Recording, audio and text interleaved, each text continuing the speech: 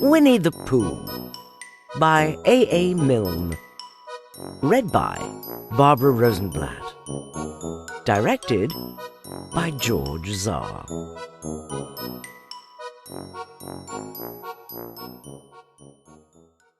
Chapter 1, in which we are introduced to Winnie the Pooh and some bees, and the stories begin.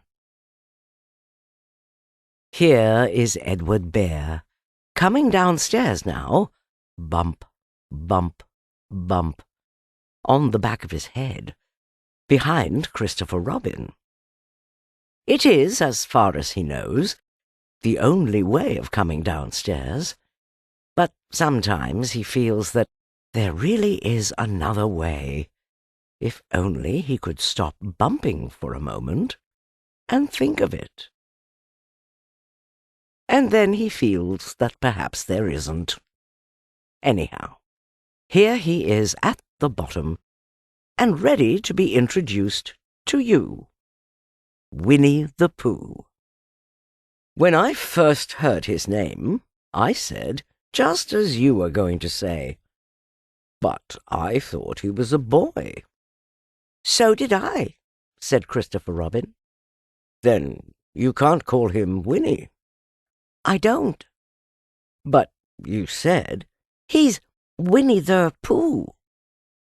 Don't you know what "the" means?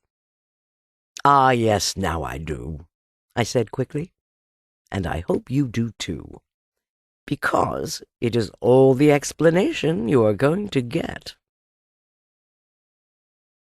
Sometimes Winnie the Pooh likes a game of some sort when he comes downstairs, and sometimes he likes to sit quietly in front of the fire and listen to a story.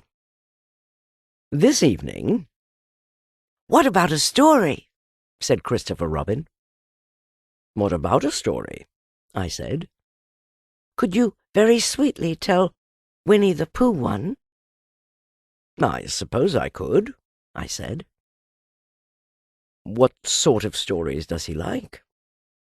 "About himself, because he's that sort of bear." "Oh, I see." "So could you, very sweetly?" "I'll try," I said. So I tried. Once upon a time, a very long time ago now, about last Friday, Winnie the Pooh lived in a forest all by himself, under the name of Sanders. "What does under the name mean?" asked Christopher Robin. "It means he had the name over the door in gold letters, and lived under it." "Winnie the Pooh wasn't quite sure," said Christopher Robin. "Now I am," said a growly voice. "Then I will go on," said I.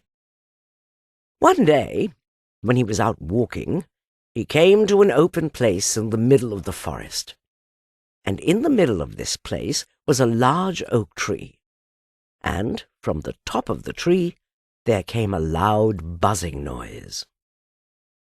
Winnie the Pooh sat down at the foot of the tree, put his head between his paws, and began to think. First of all, he said to himself, "That buzzing noise means something. You don't get a buzzing noise like that, just buzzing and buzzing, without its meaning something. If there's a buzzing noise, somebody's making a buzzing noise, and the only reason for making a buzzing noise that I know of is because you're a bee." Then he thought another long time and said, "And the only reason for being a bee that I know of is making honey." And then he got up and said, "And the only reason for making honey is so as I can eat it." So he began to climb the tree. He climbed, and he climbed, and he climbed, and as he climbed, he sang a